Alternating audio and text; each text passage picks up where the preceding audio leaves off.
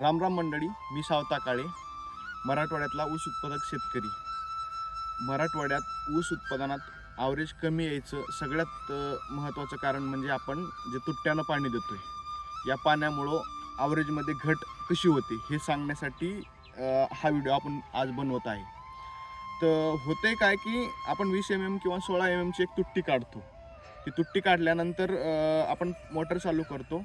पूर्ण गॅप म्हणजे पूर्ण दिवसभर आपण ते 20 तुट्ट्या 30 तुट्ट्याला पाणी लावतो आणि ते पूर्ण दिवसभर पाणी चालू राहते. आपल्या भागात काय असते किंवा 200 फूट 150 फूट 250 फुटापर्यंत सऱ्या असतात.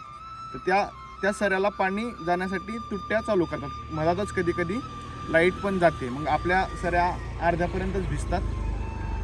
अर्ध्यापर्यंत भिजल्यानंतर परत पहिल्यापासून डबल लाईट आल्यानंतर डबल पाणी चालू होतं. यांनी होते काय किंवा ऊस पिकात वापसा कंडिशन लवकर व्हायला गेली आणि सरीला जिथं पाणी द्यायचे सरीमध्ये, तर सरीला पाणी देण्याच्या ऐवजी आपण सगळं पूर्ण जमिनीलाच पाणी द्यायला लागलोय. आणि सरी पण भिजते, वरचा भोंडा जो आहे तो पण भिजतोय. वापसा न आल्यामुळं मुळ्याची ग्रोथ चांगली होत नाही.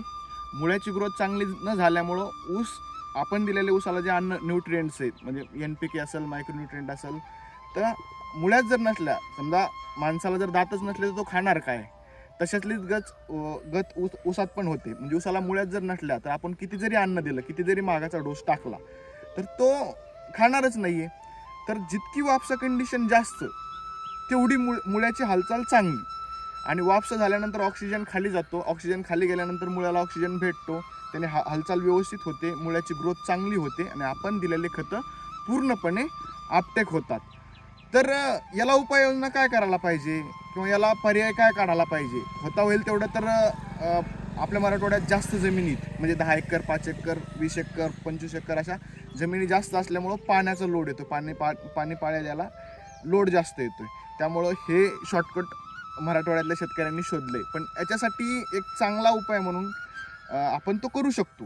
चांगला आणि सोपा उपाय म्हणून ज्यावेळेस आपण एका सरीला 20 mmची एक तुट्टी टाकतोय, जर आपला अंतर असेल 150 फूट किंवा 200 फूट असेल, तर 20 mmची एक तुट्टी न टाकता एका ओळीमध्ये एका सरीमध्ये 20 mmच्या 2 किंवा 3 तुट्ट्या टाकायला पाहिजे. जेणेकरून 20 आणि 20 40 mm ते 60 mmने आपलं पाणी सरीने जाईल आणि लवकर आपली वळ भिजल.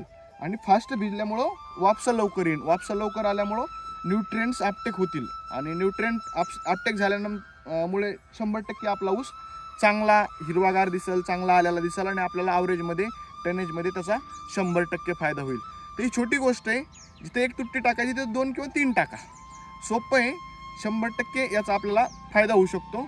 जर व्हिडिओ तुम्हाला आवडला असेल किंवा याच्याबद्दल काही शंका कुशंका असतील तर तुम्ही कमेंट टाकू शकतात.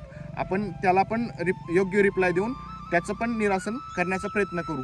व्हिडिओ जर आवडला असेल तर नक्कीच लाईक आणि शेअर